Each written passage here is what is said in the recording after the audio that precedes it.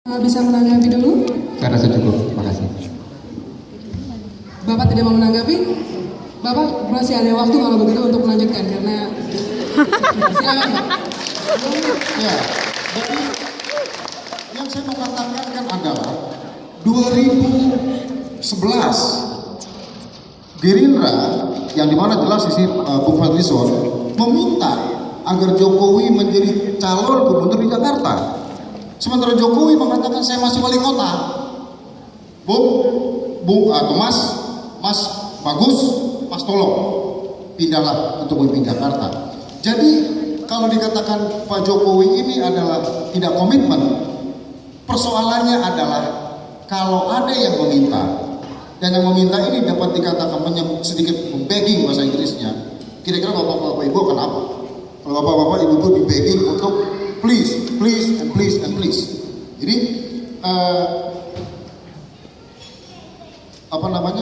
perginya Jokowi dari Jakarta menjadi capres itu berdasarkan karena kondisi dan permintaan daripada PDI Perjuangan.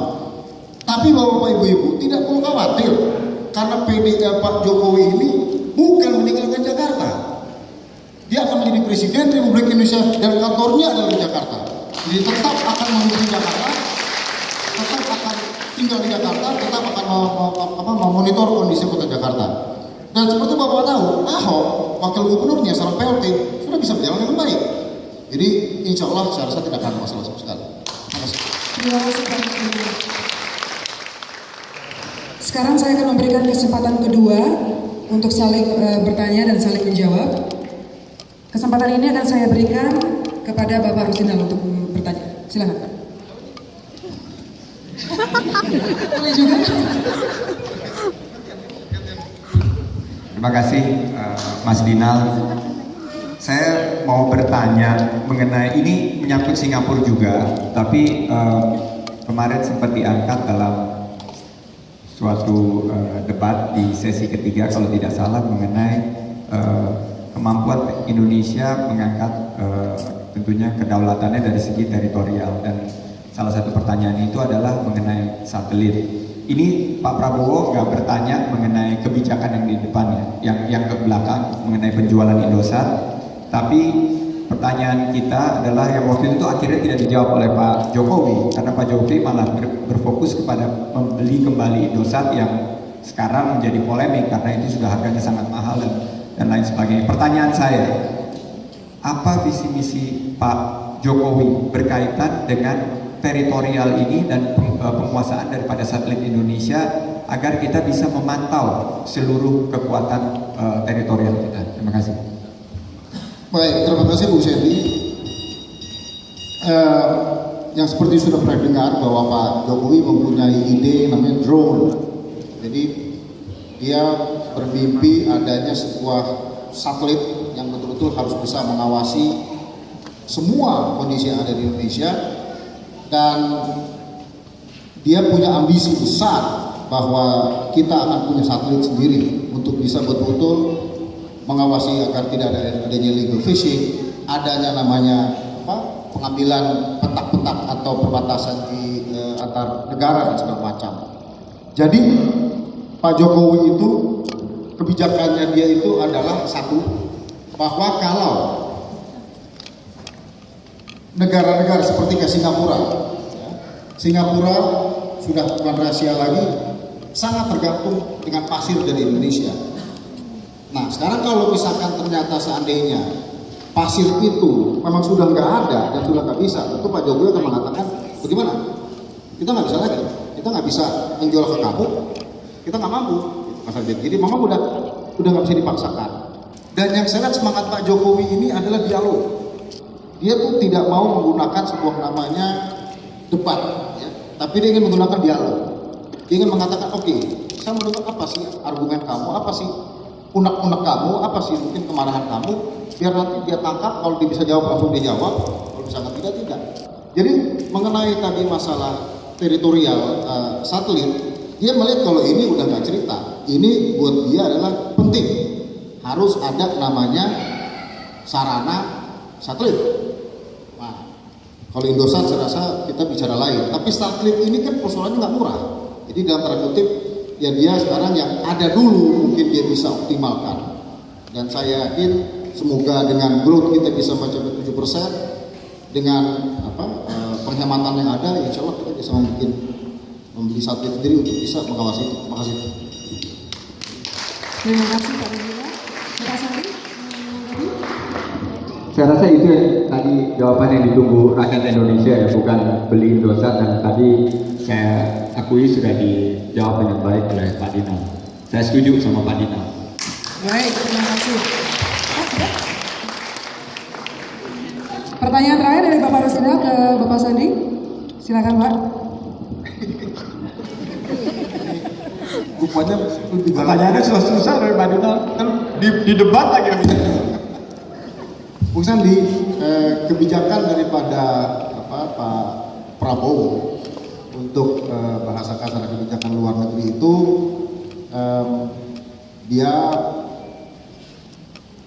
saya mengambil contoh Australia, kan. Jadi untuk Australia kan bagi Pak Prabowo dia melihat bahwa kenapa sih terjadi sebuah namanya kayak hambatan atau branches bahasa Inggrisnya gitu ya, ada hurdle. Dan Pak Prabowo kan terkesan di sini mengambil kesimpulan bahwa we must do strong, or even mungkin bahasa saya nih agak keras intinya kan. Nah, apakah dengan kalau kita menggunakan gaya begitu dengan Australia atau mungkin dengan negara-negara lain yang sangat vital dengan Indonesia, apakah efektif? Gimana? Terima kasih, dan ini juga merupakan materi debat kemarin. Jadi Pak Prabowo menyatakan bahwa 1.000 teman itu kurang, 1 musuh sudah kebanyakan.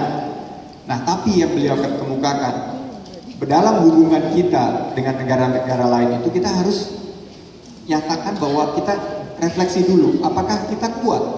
Posisi kita seperti apa? Seperti main catur itu kita gimana? Pionnya ada berapa, kudanya ada berapa, bentengnya ada berapa? Dan ini yang dikemukakan oleh Pak Prabowo. Oleh karena itu, baik dengan Australia, baik dengan Singapura, kita harus melihat dulu dan harus memperkuat bangsa kita sendiri. Rakyat kita harus sejahtera, kita harus berdaulat pangan, kita harus kuat energinya dan mandiri, kita harus membangun infrastruktur kita. Nah ini begitu kita akan kuat. Nggak ada yang berani macam-macam sama Indonesia. 240 juta rakyat Indonesia. Nggak bisa kita dibully oleh tetangga-tetangga kita. Dan kalau misalnya Australia itu macam-macam sama kita, kalau kita kuat, nggak perlu diancam, baru dikasih gerlingan begitu, pasti dia akan, oh iya. Karena ini 240 juta rakyat Indonesia dengan sebuah demokrasi yang sangat mumpuni. Jadi saya rasa ini adalah visi beliau ke depan. Kita harus kuat, kita harus tegas. Kalau kita kuat dan tegas, kita pasti diperlakukan secara setara dengan bangsa-bangsa besar yang lain. Tapi kalau kita mencela-mencela, kita nggak komit, kita setiap kali ada konflik di mana kita bilang, ada kepentingan nggak kita? Kalau nggak ada kepentingan nggak usah deh. Nggak bisa gitu. Ini semua menjadi warga dunia ini sekarang Indonesia negara keempat populasi terbesar di dunia. Ekonomi nomor 10 terbesar di dunia. Di tahun 2030 Indonesia menembus 7 besar dunia, mengalahkan Belanda, mengalahkan Portugis, mengalahkan Jepang, 3 negara yang pernah menjajah kita. Nah ini yang Pak Prabowo bilang, bahwa bangsa yang besar harus bermimpi besar, bertindak besar, dan melakukan hal-hal yang besar sehingga dianggap oleh bangsa-bangsa yang lain. Terima kasih Bapak Sandi. Baik, kita telah menyelesaikan segmen yang kelima maksud saya. Sekarang kita memasuki segmen tanya jawab dengan para hadirin. Saya ingin mengulangi tata tertib untuk segmen ini. Dalam mengajukan pertanyaan, hadirin harap menyebutkan nama dan asal organisasi atau yang diwakili dengan jelas. Para hadirin diharapkan untuk tidak memberi pertanyaan yang bersifat personal dan atau tidak relevan dengan topik seminar. Setiap penanya hanya boleh menanyakan 1 pertanyaan yang akan dijawab oleh kedua pembicara. Dan setiap penanya mempunyai waktu 1 menit untuk mengajukan pertanyaannya. Baik, sesi tanya jawab kita mulai. Saya mulai dengan Bapak yang di belakang dengan baju garis-garis coklat. Silakan Pak.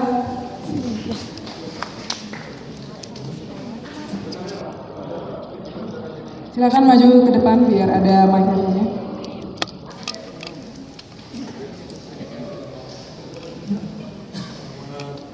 Selamat sore, Pak Sandiaga. Saya ada pertanyaan Namanya Pak, nama dan organisasi. Nama saya Ciko Arnold, saya profesional di Singapura. Yang saya mau tanyakan adalah apakah ketika Pak Prabowo melakukan debat di dalam debat capres tidak didukung oleh tim-tim yang menganalisa. Maksud saya gini, beliau itu adalah calon presiden. Yang saya tahu, ketika Presiden Amerika berbicara di depan umum, itu semua mata ekonomi memandang apa kebijakan yang akan keluar dari mulutnya. Lalu ketika sebuah statement keluar, itu langsung pergerakan indeks saham langsung naik. Saya hanya membayangkan jika memang Pak Prabowo berbicara tanpa data-data yang akurat, itu akan berbahaya, berdampak sangat berbahaya bagi perekonomian Indonesia.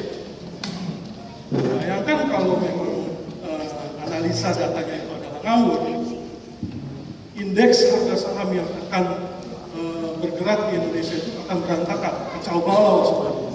Karena semua statement yang keluar dari presiden, tidak usah presiden, menteri ekonomi itu keluar, menteri pertahanan keluar di televisi, salah ngomong, indeks harga saham semua langsung bergerak.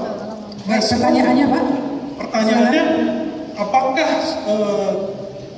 dalam kabinet nantinya yang dibentuk oleh Pak Prabowo sudah melihat bahwa segala sesuatunya itu harus didukung oleh tenaga IT, tenaga data, analisa data, semuanya sudah didukung oleh itu atau tidak? Itu saja yang saya ingin ketahui. Terima kasih. Terima kasih. Memang ini sepertinya sangat spesifik untuk Bapak Prabowo, tapi saya akan memberikan kesempatan untuk berdua untuk menjawab. Baik, Bapak Sandi, silakan untuk mulai menjawab. Terima kasih Mas Ito Wardono. Pak Prabowo itu didukung oleh tim dan beliau mendapat begitu banyak masukan, data-data, dan data tadi yang mengenai yang menjadi polemik itu 7.200 triliun itu juga merupakan masukan dari hasil ungkapan Ketua KPK dan ini well documented di Rapim PDIP waktu di Ancol 2013. Jadi kita nggak mau lagi berpolemik mengenai itu, tapi semua data-data beliau pegang dan dia sangat sadar. Kemarin Pak Prabowo bersama saya diterima oleh pasar modal. Jadi saya selalu bilang Pak Prabowo, Pak, kan Bapak udah ke pasar Klewer, pasar Beringharjo, ke pasar Senen, ke pasar Minggu, yuk kita ke pasar modal karena mereka pengen melihat apa kebijakannya.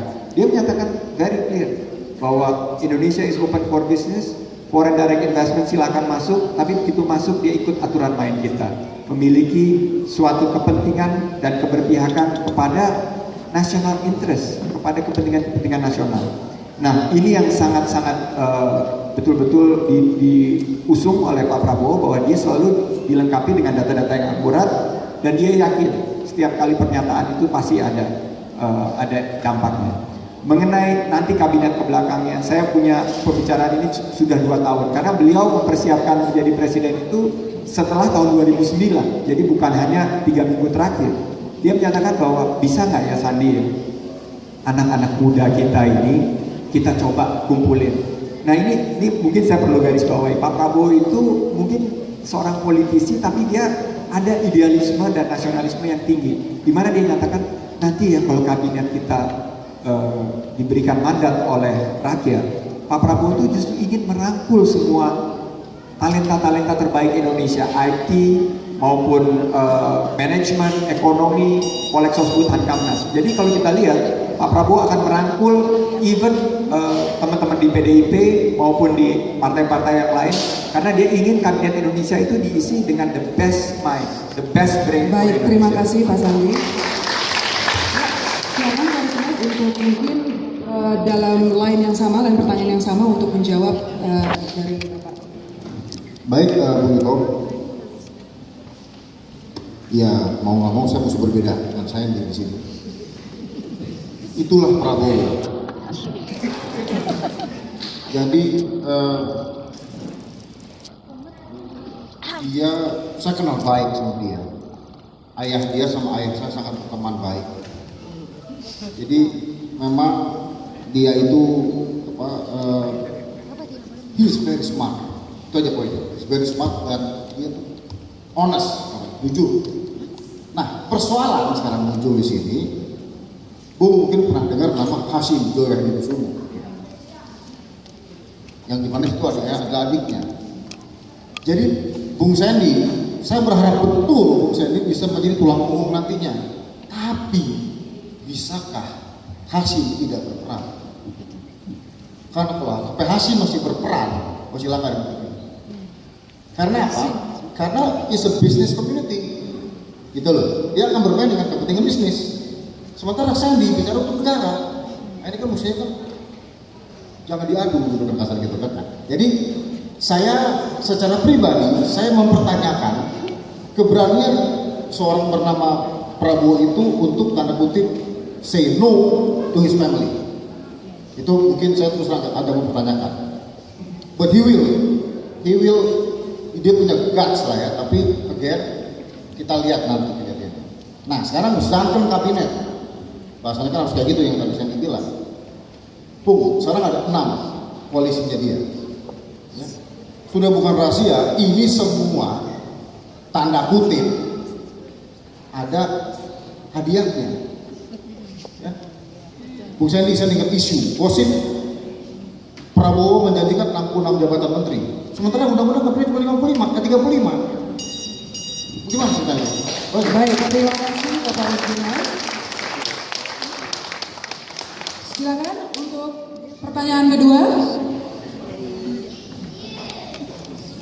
Mungkin sekarang saya berikan kepada yang berbaju merah.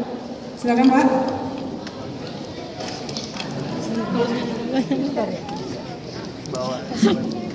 Bawa ini. Ya. Ya, terima kasih atas kesempatannya. Sebelum saya Adi, profesional.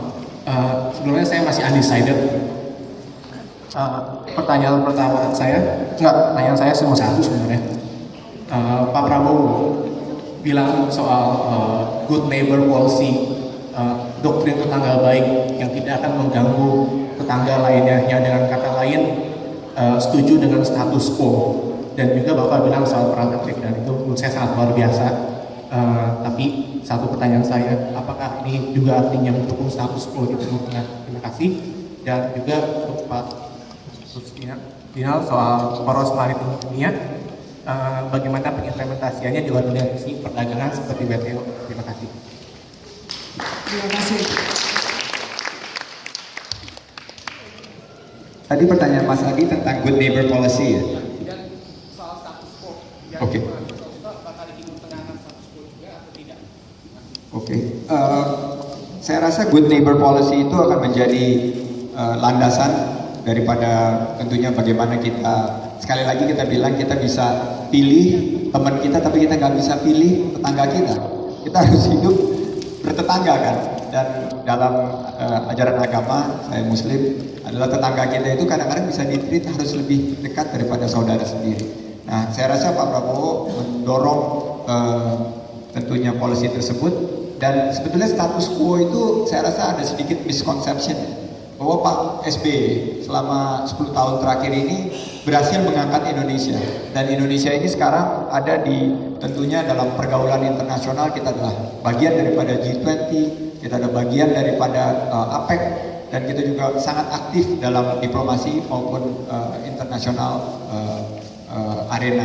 Nah, ke depan ini yang saya lihat bahwa penjajahan atau imperialisme modern ke depan itu bukan lagi imperialisme terhadap teritorial, tapi Pak Prabowo yakin bahwa ke depan ini adalah mengenai ekonomi, agresi ekonomi. Bagaimana Indonesia akhirnya begitu banyak sumber daya alamnya diambil, begitu banyak potensi-potensinya seperti gas di Tangguh itu dikeruk habis, tanpa Indonesia mampu untuk merenegosiasi. Nah, ke depan tidak ada lagi status quo mengenai hal-hal tersebut. Ke depan dia akan tegas menyatakan kepentingan nasional Indonesia harus dikedepankan.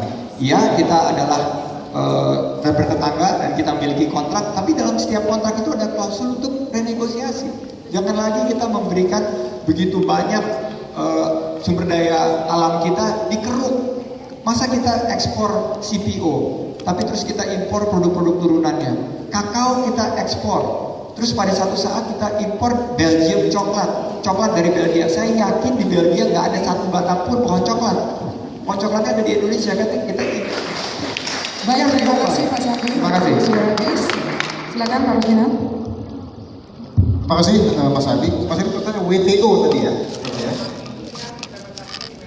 Apa? Poros maritim dunia dan implementasinya ke dalam WTO. Poros maritim dunia. Iya. Jadi Pak Jokowi itu pernah mengatakan bahwa WTO itu secara real apa sebetulnya kontribusinya buat Indonesia. Jadi maritim ini kan secara nggak langsung ini kan apa ya namanya tuh kayak pencurian alam seperti yang tadi saya bilang itu sangat besar. Dan seperti juga saya juga bilang, hasil alam kita ini kan nggak ada added value. Jadi sekarang Pak Jokowi itu punya ide adalah terus sebentar.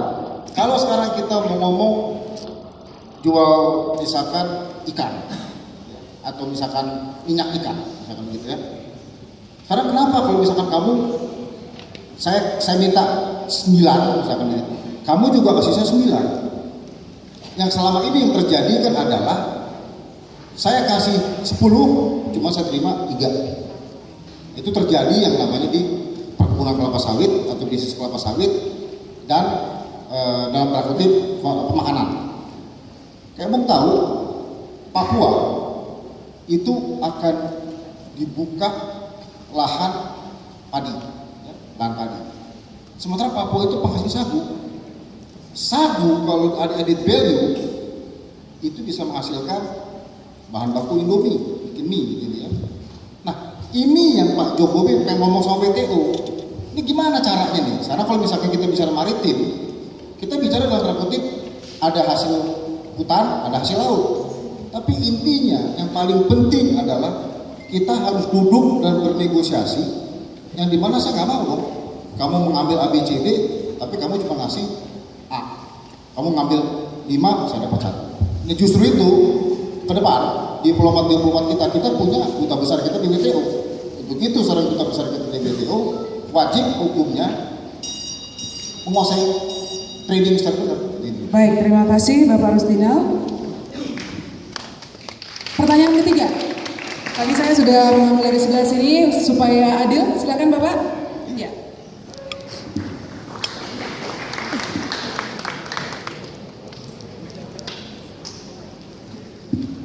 Assalamualaikum, nama saya Gatot Lestariono, saya tidak berafiliasi dengan partai politik manapun, saya bekerja di swasta.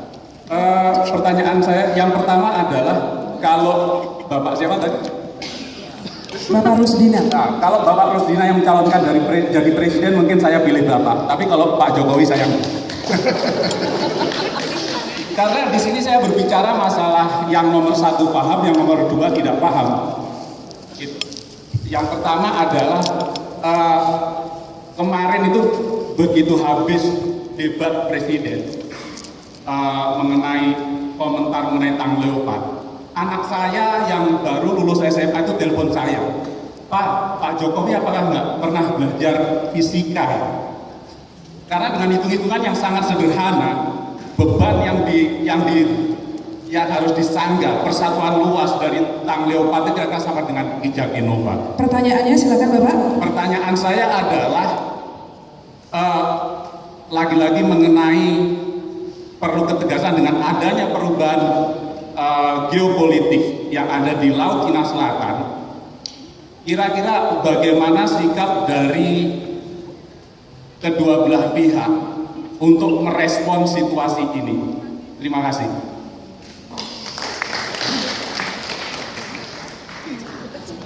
Bapak Rusdinal mungkin mau menjawab terlebih dahulu. Terima kasih Mas Gatot. Jadi Pak Jokowi dalam debat tanggal 22 mengenai Laut Cina Selatan, beliau mengatakan bahwa kalau tidak ada kepentingan buat Indonesia, ngapain kita ikut ribut, ya kan? Nah, tapi setelah itu statement dia, nah, kita dalam tim mengatakan bahwa Pak, Laut Cina Selatan itu penting sekali dari segi transportasi.